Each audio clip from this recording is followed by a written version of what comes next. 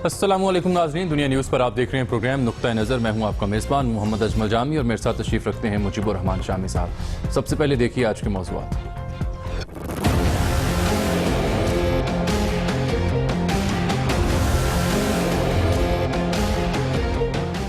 पाकिस्तान ने मुल्ला मंसूर के हलाक होने की तस्दीक करने से इनकार कर दिया। वजीर दाखिला कहते हैं कि डीएनए टेस्ट के नताइज आने के बाद ही हतमी राय कायम करेंगे। वली मोहम्मद का शनाख्ती कार्ड मनसूख हो चुका था। नादरा ने पासपोर्ट मनसूखी के लिए नाम नहीं भेजा। चौधरी निसार की नादरा और पासपोर्ट सिस्टम पर तनकीद।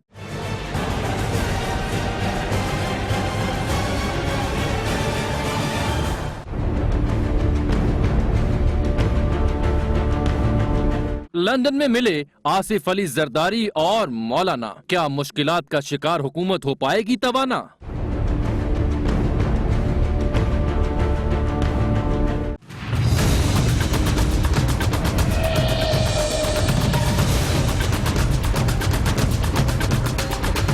पनामा लीक्स पर पार्लिमानी कमेटी के लिए हुकूमती अराकीन के नामों का ऐलान। क्या कमेटी सिर्फ TORs ही तैयार करेगी या तहकीकात के लिए फोरम का तयन भी करेगी?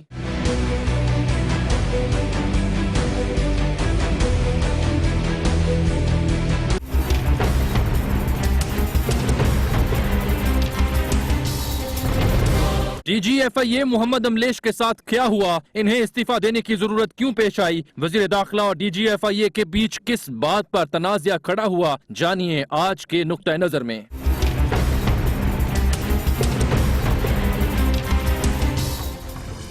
तो शाम साहब, कुछ ही देर पहले अभी चौधरी निसार साहब की प्रेस कॉन्फ्रेंस खत्म हुई है। उन्होंने कहा था कि यकनुकाती प्रेस कॉन्फ्रेंस से मुख्तसर होगी, लेकिन खासी तवील हो गई। और अगर हाँ जी, इस्लामाबाद में मगरिब की नमाज का वक्त ना होता तो ईशा तक जा सकता था। ईशा तक जा सकती थी। वो फरमाते हैं कि जनाब मुल्ला मंसूर की जो हलाकत का मामला है, Pakistan officially state of Pakistan उसको हम तस्दीक करने से अभी इनकारी हैं, क्योंकि जब तक DNA टेस्ट नहीं हो जाता तब तक हम तस्दीक नहीं कर सकते। हालांकि अफगानिस्तान अमेरिका ने इत्तला दी थी कि हम तस्दीक करते हैं कि ये फ़लाँ शख्स हैं जो हलाक हुए। फिर उन्होंने कहा कि ये वली मोहम्मद जिसका नाम लिया जा रहा है, इनका जो शनाख्ती कार्ड है ये मनसूख हो चुका था। अब ये नादरा ने इंटीमेट करना था पासपोर्ट ऑफिस को कि ये शनाख्ती कार्ड मनसूख हो चुका है, लिहाजा इनका पासपोर्ट भी आप नल एंड वाइट करार दें, लेकिन ऐसा नहीं हुआ। यानी उन्होंने नादरा और पासपोर्ट सिस्टम पर बहुत कड़ी तनकीद की, फैक्ट एंड फिगर पिछले सालों के भी बयान करके कि पहले क्या होता रहा, अब हम क्या कर रहे हैं। और साथ में उन्होंने ड्रोन हमलों का जिक्र भी किया कि पाकिस्तान की खुद मुख्तारी के खिलाफ वज़ीर-ए-आज़म वापस आएंगे तो नेशनल सिक्योरिटी काउंसिल का इजलास बुलाया जाएगा, उसमें कोई वाज़ेह पॉलिसी इख्तियार करेंगे। लेकिन एक बड़ी दिलचस्प बात उन्होंने कही कि ये ड्रोन जो हुआ 2 दिन पहले, ये पाकिस्तानी हुदूद में ये उनका ड्रोन तैयारा नहीं आया। यानी कि अमेरिका से बैठ के मज़ाइल चलाया गया था? नहीं, जो जहाँ निशाना बना है नौशकी का इलाका है। मुश्की का, हाँ। और वो खासा अंदर इलाका है बिल्कुल। और जब ड्रोन ने अटैक किया है, यानी चलाया, तो जाहिर है कि ड्रोन कहीं और बैठ के होगा, लेकिन उसका निशाना तो पाकिस्तान की हद के अंदर बना। तो अब ये कहना कि वो पाकिस्तानी हद के अंदर, यानी उसको जो कंट्रोल किया जा रहा था वो सरहद पार से किया जा रहा था। तो ये तो एक मतलब एक बस एक शायराना अजहार ख्याल है और इसकी कोई अहमियत नहीं है। लेकिन देखिए, बुनियादी बात यह है कि दुनिया भर में तो ये बात हो चुकी कि मुल्ला अख्तर मंसूर जो हैं उनका इंतकाल हो गया और मोहम्मद वली या वली मोहम्मद के नाम से जो साहब जिनका शनाख्ती कार्ड या पासपोर्ट है वो वही साहब थे। अब वज़ीर दाखिला का ये कहना है कि हम DNA टेस्ट की रिपोर्ट आएगी और फिर उन्होंने ये कहा कि ये भी हम चेक करेंगे कि पासपोर्ट मौके पर मौजूद था या बाद में रख दिया गया वहाँ, या फेंक दिया गया, या गुमराह करने के लिए लफ्ज़, या गुमराह करने के लिए आ गए। तो देखिए, ये सारी कार्रवाई पाकिस्तानी इलाके में हुई है ना। पासपोर्ट भी पाकिस्तानी इलाके से मिला है, निशाना भी लोग पाकिस्तानी इलाके में बने हैं और गाड़ी भी वो पाकिस्तानी इलाके में थी, ड्राइवर भी यहीं का रहने वाला था। तो अब ये अगर किसी ने फेंक दिया तो कहाँ से फेंक दिया है, किस तरीके से फेंक दिया है। वो कहते हैं 2 हिचकियों में हो गया बीमारे गम तमाम, दिल देखते रहे वो जिगर देखते रहे। बहरहाल अगर वज़ीर दाखिला का इसरार है कि DNA टेस्ट के बाद वो तस्दीक करेंगे तो ठीक है, ऐसा कर ले।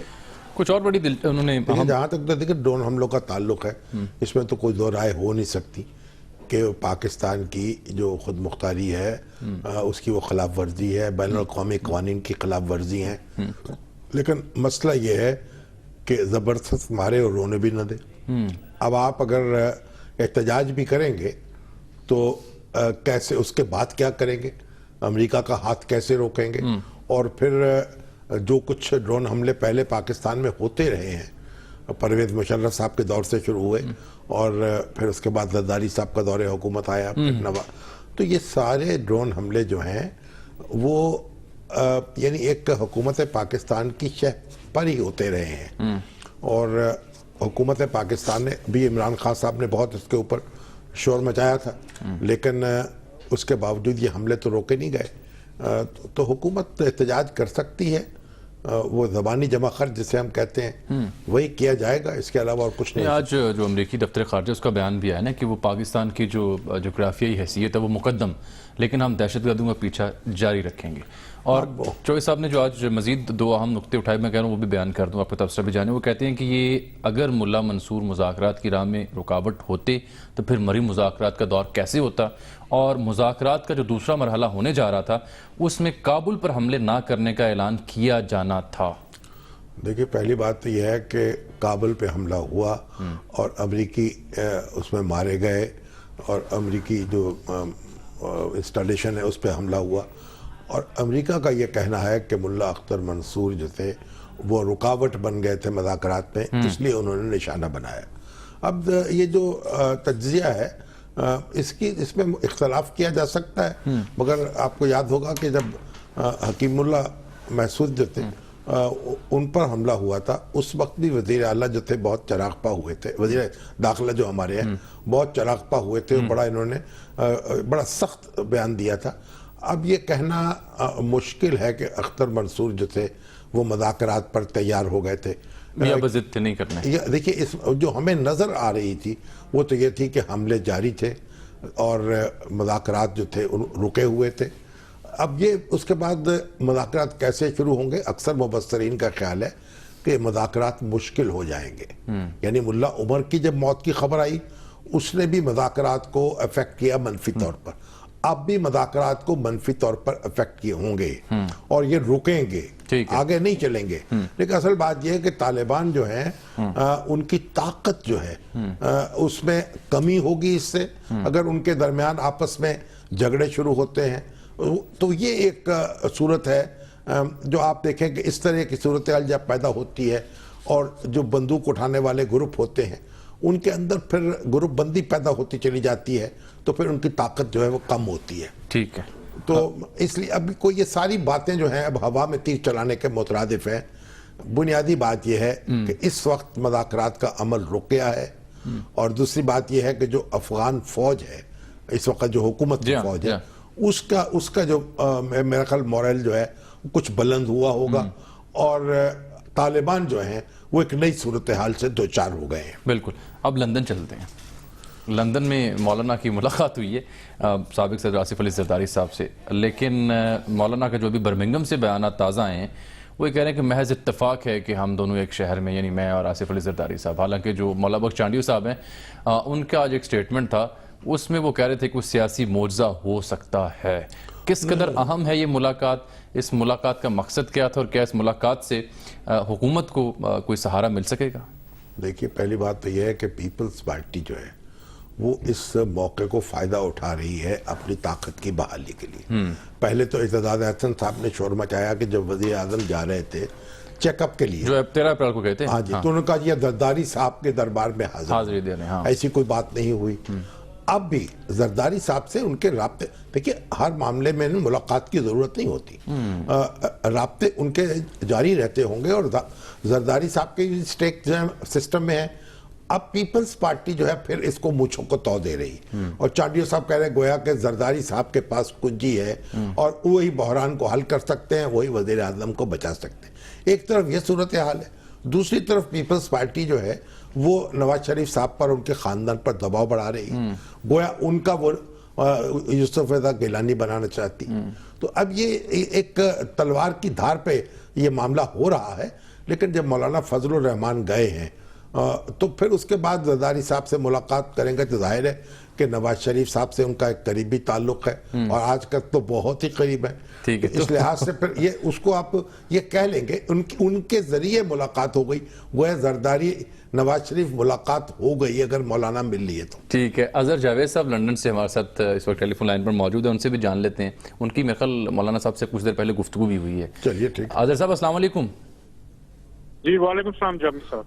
और साहब ये बताइए कि मौलाना फजलुर रहमान साहब जो तशरीफ लाए यहाँ, तो बर्मिंघम में उनका कोई जलसा था, यानी उनकी मसरूफियत क्या थी यहाँ, या सिर्फ कोई सियासी दौरे पे आए हैं? जी मौलाना फजल रहमान तकरीबन हर साल इन्हीं दिनों में बरतानिया तशरीफ लाते हैं और वो यहाँ पर उनके जो मुरीदैन हैं, उनके पार्टी के लोग हैं, उनसे वो मुख्तलिफ शहरों में जाकर उनके पास ठहरते हैं और कुछ वक्त गुजारते हैं। मौलाना फजल रहमान जलसे भी करते हैं? जलसा तो नहीं करते, अतियात वसूल करते हैं, अतियात वसूल करते हैं। वो ये नहीं मुरीदैन कह से सकते, पार्टी लेकिन के ये कि लोगों से मुलाकात मेल मुलाकात। ठीक है। चलिए एक अपना लहू गर्म रखते हैं बस। जी बिल्कुल, अपने जो उनके काफी माशाल्लाह बड़ी तादाद ठीक है। यहाँ पर उनके मुरीदैन हैं, दोस्त हैं, अहबाब हैं, उनसे वो मुलाकातें करते हैं। तो मौलाना फजल रहमान आज इस वक्त बर्मिंघम में मौजूद है। वो उस जो लंदन से वो जो हमारी इत्तलात है गुज़िश्ता रोज ही चले गए थे। कल शाम को वो लंदन का एक हवाई इलाका है लूटन, वहां पे मौजूद थे, वहां पे लोगों से वो मिले। आज बर्मिंघम में वो मौजूद थे और आज इस वक्त वो अभी थोड़ी देर बाद मैनचेस्टर के नवाही इलाके रॉचडेल चले जाएंगे, जहां पर शाम को उनका एक इज्तिमा है। मौलाना फजल रहमान से बात हुई है, उन्होंने बिल्कुल इसकी तरदीद की है। उन्होंने कहा है उनकी कोई मुलाकात नहीं हुई आसिफ अली जरदारी साहब से और ना ही वो किसी ऐसे मिशन पर है। और उन्होंने कहा कि मौलाना फजल रहमान का कहना था कि आसिफ अली जरदारी साहब वैसे भी मुकामत के बादशाह हैं, अगर उन्होंने कुछ करना होगा तो वो खुद करेंगे, वो किसी के मिशन पे नहीं है। तो इस तरह उन्होंने मुलाकातों की सख्ती से तरदीद की है। और वैसे भी जो हमारी इत्तलात है उसके मुताबिक आसिफ अली जरदारी साहब भी लंदन में पिछले 2 से 3 दिन लंदन में वो भी मौजूद नहीं थे। तो ये एक बड़ी गैर वाज़ेह सी सिचुएशन है जिसमें ये खबर चलाई गई कि उनकी शायद मुलाकात हुई। चलिए अजहर बहुत बहुत शुक्रिया आपका। तो जो मुलाकातियों के दिल तो फिर तोड़ दिया अजहर जावेद ने। अजहर जावेद ने तो कहते हैं अजहर तो मौलाना जो थे वो अपने सालाना दौरे पर हैं और रमजान क्योंकि आने वाला है, अच्छा, तो उसके लिए हो सकता है कि तवानाई वहाँ फराम हो रही हो उनको। वैसे भी यहाँ गर्मी बड़ी थी और गर्मी भी बहुत थी यहाँ। तो चांडियो साहब का बयान अगर है तो वो चांडियो साहब का बयान जो है वो कुछ भी हो सकता है। एक तरफ मैं कह रहा हूँ कि अजहर साहब की जो मालूमात वो तो बड़ी टेक्निकल है। पीपल्स पार्टी तो इस मौके से पूरा फायदा उठाने की कोशिश कर रही है, वो अपने आप को ग्लूकोज लगा रही है। ठीक है। तो वो अब कभी बस जरदारी साहब के पास जा, मरकजी हैसियत उनकी है। ये दुरुस्त बात है कि पीपल्स पार्टी इस वक्त जो मौक़िफ़ इख्तियार करती है उसके सियासत पर एक असरात होंगे, लेकिन एक पीपल्स पार्टी अब के सारे मामलात उसके हाथ में हैं, कुंजी उसके हाथ में है, ये भी जरा मुबालगा है। थोड़ा सा वो बच्चे, वो हमारे चांडियो साहब जो हैं बच्चे तो नहीं हैं, वहाँ बुजुर्ग हैं माशाल्लाह, जरा एहतियात से काम ले ले तो बेहतर है। देख लें उनको क्या कहा, चलो देखिए चांडियो साहब क्या कहते हैं। गुज़िश्ता महीने में लंदन था, गया था साहब से मिलने, तब भी मियाँ साहब आए थे। तब मैंने ही कहा था वीजा से कि कोई इम्कान नहीं है।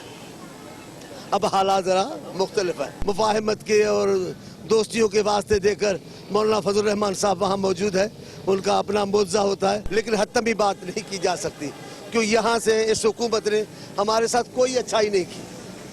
हम अपनी हमारे साथ की हुई बुराइयों को भूल भी जाएं तो जमहूरियत के लिए भी कोई अच्छा नहीं कर रहे हैं, और कोई जमहूरियत को नुकसान पहुँचाए वो हमारे लिए नाकाबिले बर्दाश्त है, हम नहीं कर सकते। इकरार भी नहीं कर रहे, कुछ नहीं, भी नहीं कर रहे, एक फनकारी दिखा रहे हैं कि अपना रोब कायम हो जाए, लेकिन वाकया जो है वो कुछ भी नहीं है। चलें एक ब्रेक लेते हैं, वापस आते हैं तो पनामा लीक्स के हवाले से जो पार्लिमानी कमेटी बनी है उसका भी हम जिक्र करेंगे, लेकिन एक ब्रेक के बाद।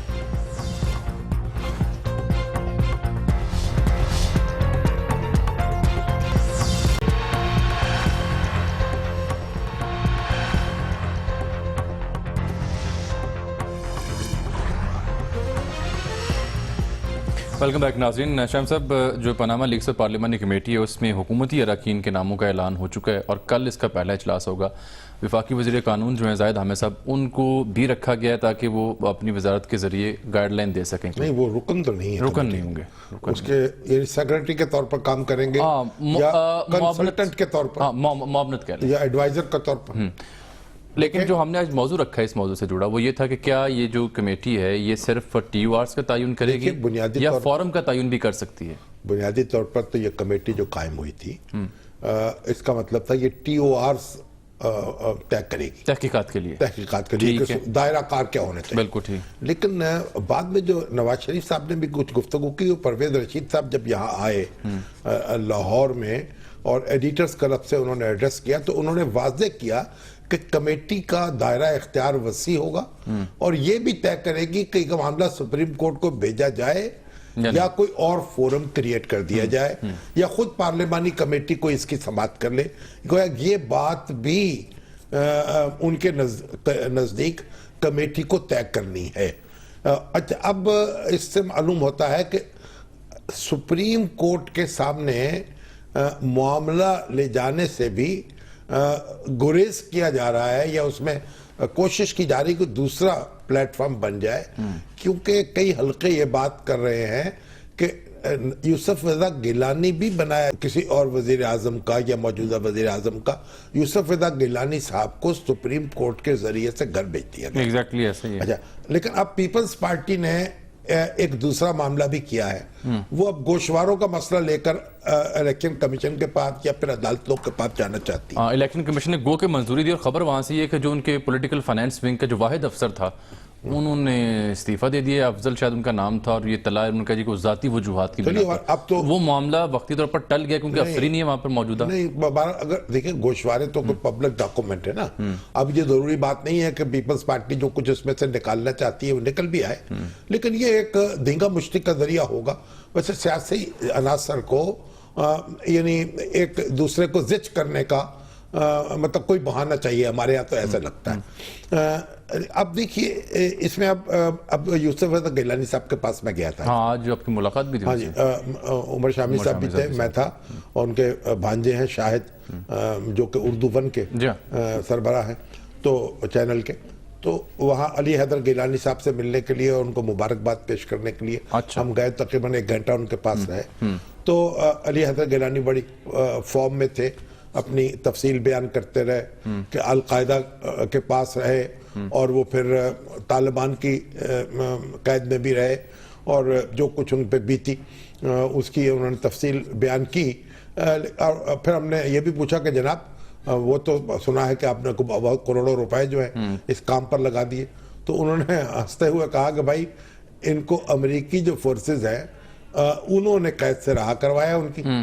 अब अगर ओबामा को मैंने को पैसे पेश कर दिए तो और बात हमने नहीं किए। हाँ, ठीक है ना। बल्कि ये अब देखिए सोशल मीडिया पे इस किस्म की यानी अफसाने तराशे जाते हैं कि खुदा की पनाह। तो एक ब्रेक ले लेते हैं। हमारा एक बात मैंने उनसे पूछा कि आप ये जब नवाज शरीफ साहब आए थे तो पनामा लीक्स पर भी कोई बात, उनका पनामा लीक्स पर कोई गुफ्तगू नहीं हुई। वो अली हैदर से गुफ्तगू करते रहे दहशतगर्दी के मामले पे और दूसरे सियासी मौजूदात पे गुफ्तगू हुई, लेकिन पनामा लीक्स का जिक्र नहीं हुआ। और फिर बाद में जब उन्होंने कहा कुछ लोग आए मिलने के लिए मुस्लिम लीग नून के, मैंने उनसे कहा भाई आप तो TORs बनवा रहे हैं ना अपने लिए, तो हमारे लिए भी TORs बनवा दें। हम तो कभी FIA के पास, कभी इस अदालत में, कभी उस अदालत में। वो तो उस दिन भी अदालत में थे जिस दिन अली हैदर अब हम भी वजीर आजम रहे हैं को हमारे भी लिए डील करने के लिए कोई जवाबत कार बना दीजिए। बिल्कुल ठीक है। एक ब्रेक नाज़रीन यहाँ लेते हैं, वापस आते हैं इस ब्रेक के बाद।